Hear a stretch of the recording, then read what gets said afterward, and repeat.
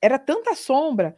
O professor Hélio fala, né? Ai, fica tudo embaixo do tapete. E aí, quando a gente faz ressonância, que é a frequência, tudo vai saindo, tudo vai saindo. Então, eu descobri, Fael, que eu tinha tanto medo, muito mais medo do que eu achava que eu era positiva. E aí começaram a aparecer esses medos. E aí a gente tem que começar a trabalhar com eles. Hoje eu estou como terapeuta por conta da ressonância harmônica. Então, é claro que eu já sabia que eu tinha que trabalhar com cura. Eu não sabia o que ainda, estava perdida. Por quê? Por conta dos medos.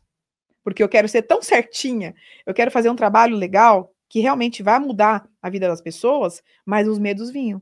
Ai, será que eu sou capaz? E isso é inconsciente, tá? E aí eu consegui descobrir, eu consegui acessar meus fractais sem saber que era. Olha só como é doido, né? E comecei a fazer um caderno das sombras, dos medos, e eu comecei a ser a minha própria psicóloga, minha própria terapeuta. Falei, por que eu tô com medo disso?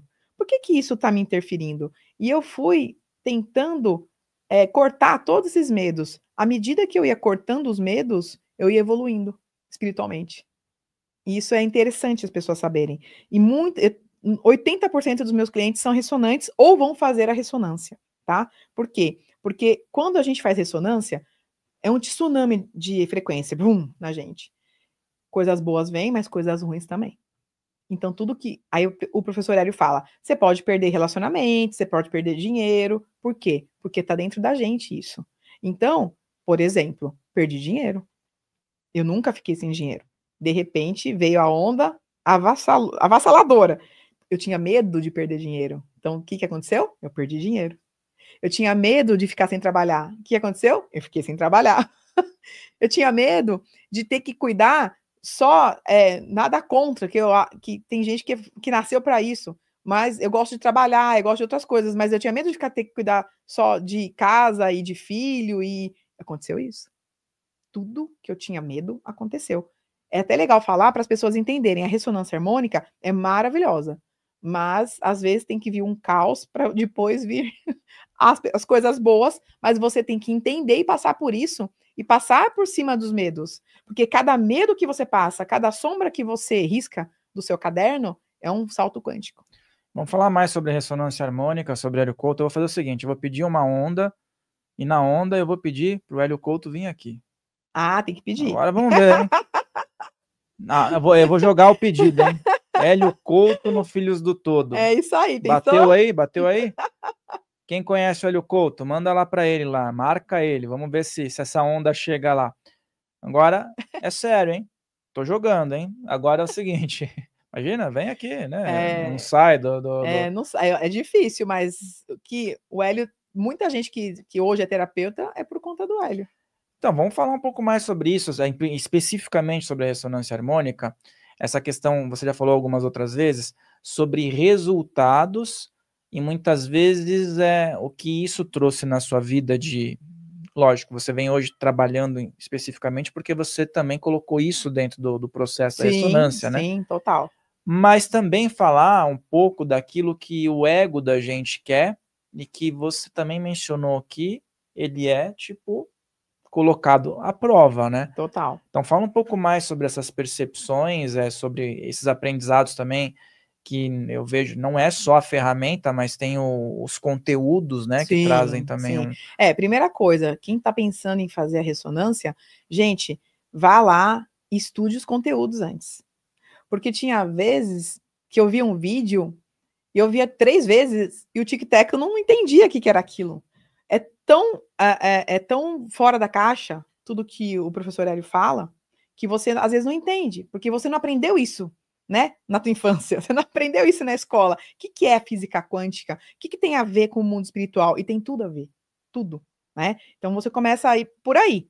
Mas, antes de pedir uma ressonância, leia o livro e entenda todos os vídeos dele, né? Porque isso é importante, porque quando vier a onda, vem lá as sombras, as catarses. Assistindo os vídeos já tem catarse. Você já começa a ter catarse, vai movimentando já. E aí você vai ficar mais suave para você entender. Hoje eu sou terapeuta porque, claro que eu sabia que eu ia ter que parar um dia de trabalhar em empresa, Mas não dava, porque vinham os boletos, não dá para ser hipócrita, falar, eu vou parar tudo e a egrégora vai me ajudar, né? Assim, a pagar os boletos, não é assim que funciona. Claro que eles me ajudam hoje, né? Até agradeço todos os dias. Mas a gente começa a ver os vídeos e falar, não, eu vou tirar de letra isso, né? O que é ressonância? É uma onda. Eu vou escutar só. Então, não é só isso. É muito mais que isso. Então, você tem que saber o que você está fazendo com você. Então, você vai lá, você vai estudar e você vai começar a entender que tudo que está debaixo do tapete vai aparecer. E vai. Você gostando ou não. Tem muita gente que chega até mim e fala, Thaís, eu tô desesperada. Eu tô na terceira onda, eu estou desesperada. Eu falei, eu também fiquei assim. Então, a gente começa até a bater um papo para a pessoa ficar mais tranquila. Porque vai acontecer coisas, inclusive coisas que ela tinha medo, que eu acabei de falar. O que você tem mais medo acontece. Então, tem gente que trata comigo antes de pedir ressonância. Tem gente que trata os principais, é claro que a gente tem milhares, mas as pessoas tratam os principais crenças limitantes, padrões negativos, antes de pedir, para ir mais limpo possível antes de fazer a ressonância. Quando eu fazia a ressonância, eu mandava vários e-mails para o Hélio, e a equipe dele me respondia. Só que eles respondiam assim, é um livre-arbítrio. Você tem que entender que está acontecendo o processo, o seu processo. E eu entendo, realmente, eles têm razão. Mas naquele momento, eu não tinha ninguém para me ajudar. Eu não sabia que eu ficava, às vezes, desesperada, falava, e agora? Será que eu paro? Será que eu continuo? Será que é isso mesmo? E aí eu continuei, que eu sou chata, então eu continuei. Mas aí eu fui fazendo o caderno da sombra, eu fui entendendo o que vai acontecendo, e hoje eu estou aqui, de novo falando, sendo terapeuta, porque eu precisei dessa ajuda e eu sei que muita gente precisa também, porque às vezes a gente não consegue andar sozinho. A gente precisa de ajuda espiritual, porque às vezes aqui na 3D a gente não consegue entender por que está acontecendo tanta coisa ruim na nossa vida. E com uma ajuda, com uma limpeza energética, a pessoa ela muda a frequência dela e ela começa a enxergar coisas que ela não via antes. Rasga o véu. Rasga mesmo. O Hélio fala muito de rasgar o véu. E isso rasga o véu. Então a pessoa começa a enxergar a vida diferente. Ela começa a dar sentido para algumas coisas que ela não dava. Ela começa a entender que as catarses são normais. As catarses vêm. E é normal. A gente está no mundo de dualidade, né? Então a gente tem que aprender. Se a gente fosse no mundo só do bem, do bom, do bem, a gente não ia aprender nada, concorda? Então a gente tem que estar aqui nesse mundo de dualidade, tem as catarses, tem as sombras, e tem muita coisa para a gente resolver. Quantas reencarnações que nós já tivemos? Quantas coisas que a gente já passou em outras vidas que a gente não tem noção, né? Então, eu acho interessante fazer, muda muito, mas com consciência. Leia tudo antes, entenda que pode ser um processo, você vai passar por alguns processos. Quanto mais rápido você entender suas sombras e limpar isso, mais rápido vai ter a parte boa, né? O caos sempre tem. Às vezes a pessoa fala assim, mas no começo foi maravilhoso minha ressonância, agora tá acontecendo isso. Por quê? Vieram os gatilhos mentais de outras vidas. Então, se junta com a ressonância e a gente tem que limpar isso para a pessoa continuar. É importante também falar isso, porque você falou algo sobre a pessoa também ter um processo antes, porque é lógico, se você tá cheio de lama, é mais difícil, né? Eu digo lama, assim, mental, né? Questões do dia a dia, você querer ir lá com um pincelzinho para tirar, né? Não aos vai. poucos. Então, um processo, por exemplo, como o teu, antes da pessoa tomar alguma decisão mais pontual na vida, né, em relação a alguma coisa, pode sutilizar esse processo catártico, né, que fica ali na mente da pessoa, batendo e tudo mais. E aí a gente fala sobre pessoas que te procuram, não só no Brasil, né? Sim. Porque principalmente os brasileiros que estão fora, ou portugueses, às vezes não tem ao alcance algo ainda nesse tipo de formato. Então eles bebem da fonte que tem aqui no Brasil, de profissionais tem aqui, muitos brasileiros que estão no exterior assistem aqui, muitos portugueses também, angolanos, pessoas, Cabo Verde, né, também, tem bastante, Japão. Moçambique, falando antes da língua portuguesa, né? Não conta como que é a tua experiência com essas pessoas em outros países. Tá.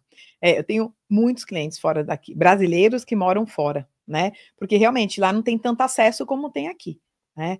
Então, a experiência é assim, de todo mundo que eu atendo fora, 70% é ressonante. E querem entender o que está acontecendo, porque estava tudo indo muito bem, de repente, bum, tudo, né, começou a cair. Por quê? Aquela coisa, porque a gente tem que entender que tipo de gatilho mental que ele está tendo naquele momento. A ressonância continua, então tá dando uma reviravolta em todo o seu campo energético, no seu arquivo acástico, em tudo. Então vai ter uma hora que pode ser que venha alguma coisa para tratar, tá? Então, geralmente, quando as pessoas de fora me acessam, é por conta de os gatilhos mentais que vêm por conta da ressonância, tá? A maioria é ressonante. E também porque muita gente que mora fora, é até legal falar, Rafael, porque assim, 90% dos clientes que moram fora do Brasil, você vai lá, mora nos Estados Unidos, mora na Irlanda, mora no Japão, que legal. Não é legal. Uma coisa é você ir passear, né? Ficar lá de férias, né? Curtir, entender como que é o processo das pessoas. Outra coisa é você morar. Então tem muita gente com depressão que eu trato. Porque foram achando que era um sonho e o sonho virou um pesadelo. Então a gente começa a entender algumas coisas que é até legal falar isso para as pessoas não acharem que eu moro fora do país, que legal, é maravilhoso. Não, você tem que ir sabendo onde você está pisando, né? Eu vou porque meu marido, a maioria que eu atendo são mulheres que foram com o marido para trabalhar fora do Brasil, né? E às vezes acaba não dando certo o casamento, só que elas foram para ser dona de casa lá. E aí é um desespero, Fael. Que você fala, como que a pessoa conseguiu chegar nesse ponto? Porque a pessoa não estava lá, não estudava a língua, a pessoa estava sendo a mãe, né, e cuidava da casa, e de repente acabou tudo. E geralmente os filhos ficam com os pais. E as mulheres ficam sozinhas. Então, eu trato muito, muito disso. Então, tem que prestar atenção o que a gente vai fazer. Eu quero morar fora do país. Então, não é a qualquer preço. Não vale a pena, às vezes. Eu tô até vendo tem uma síndrome lá que a pessoa sai do Brasil, ela vai, começa a morar num outro país, e daqui a pouco dá um desespero que a pessoa às vezes vendeu coisas aqui, investiu para ir para lá, e ela precisa sair de lá e voltar. Não volta, porque não tem dinheiro. E é isso que eu acho que deve gerar o problema, porque ela desesperadamente quer sair de lá e voltar. Ela quer retornar para a raiz dela. Então, mas não volta. A maioria, e eu trato muita gente assim, porque ela fala, Thaís, eu quero voltar para o Brasil, mas eu não tenho dinheiro. Eu não tenho como levar minha família inteira, porque às vezes vai a mulher, né, e o marido. Aí eles têm filhos lá. E aí, como que fica? Como que vai? Que vai ter aqui no Brasil para eles? O trabalho deles lá é totalmente diferente daqui. Será que eles vão conseguir sobreviver? Eles têm medo de voltar porque não sabem se vai conseguir sobreviver, continuar. Será que a psique vai ficar melhor ou pior se voltar para o Brasil? Eu tenho meus parentes no Brasil, tá? Mas você vai sobreviver do quê? Então tem que ter cuidado para fazer esse movimento, porque eu acabo tratando muita gente com depressão e desespero por conta disso. Eu falei, eu preciso dar esse recado para as pessoas. Não é o mundo da Cinderela, não é. Né? É o mundo da Disney. É difícil, não é fácil, porque a convivência, você vai morar lá, é como se você morasse no Brasil, claro, mas com outra cultura, às vezes vai ilegal, é pior ainda, né? Então a gente tem que tomar cuidado o que a gente faz. Tem gente que se dá bem? Claro que tem. É óbvio que tem. Mas as pessoas que eu trato hoje, geralmente, eu vou falar que a maioria é mulher que se separou e não sabe o que fazer agora. Porque até lá é difícil de emprego, tem que falar a língua fluente, tem um monte de regrinhas lá, né? Você falou do Japão, tem muitos relatos no Japão que as pessoas ficam assim também, né? Os próprios japoneses, mas também o brasileiro que vai para lá, né? Sim.